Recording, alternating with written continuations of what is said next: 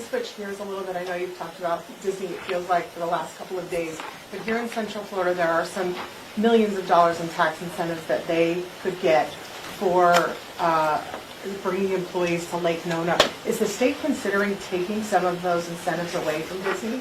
So those are not Disney specific. They do not, people have been reporting they're getting all this. They have not qualified for any tax incentives. And I think what people are pointing to is just a general program that we have for every business.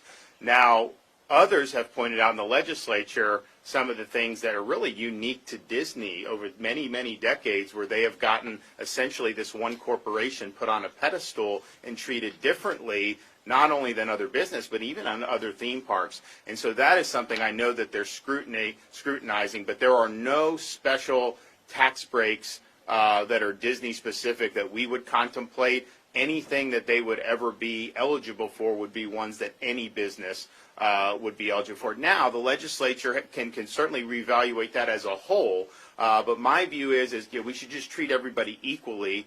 We shouldn't let one company have their own set of rules compared to everybody else. And I think they've been able to sustain this because they've had a lot of clout for many, many decades. And I think now, with seeing kind of what's happening, and it's not just opposing a bill, I think it's demagoguing the bill, but then also these videos with these people out in California who are working very high up in this company. The stuff coming out of their mouths is unbelievable, that they view their programming as a way to inject a lot of these topics into programming for very young kids. And I think I can tell you, as a parent of young kids, that is not what I want to be seeing, them talking about pushing an agenda, an ideological agenda. So I think there's a whole host of stuff, but it's really going to be up for the legislature to reevaluate. I can tell you, just as a matter of first principle, if you didn't have lobbying heft and you didn't have a lot of influence, I think a lot of those things that have accumulated over the years would probably not be justifiable. Do you think the Disney Reedy Creek District should be dissolved?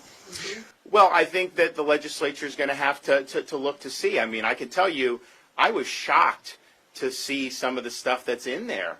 They could do their own nuclear power plant. Is there any other private company in the state that can just build a nuclear power plant on their own?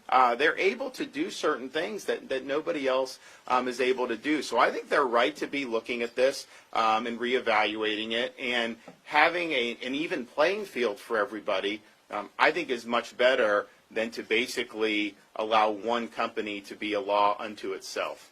Governor, you're taking active steps. Can you give us specifics on what your next moves are going forward with this? With these bonuses? No, with the Disney. Oh. Well, honestly, I don't know if one of the legislators would want to weigh in on it. I mean, as you know, this stuff is in statutory. These are in Florida statutes. I mean, this is stuff that the legislature has passed. So me as the governor, I could be presented with changes to that. And I think I've said I'd be receptive to that. But ultimately, the legislature would have to move forward. So I know that there's a lot of discussion about that, and we'll just see. We'll see how that shakes out.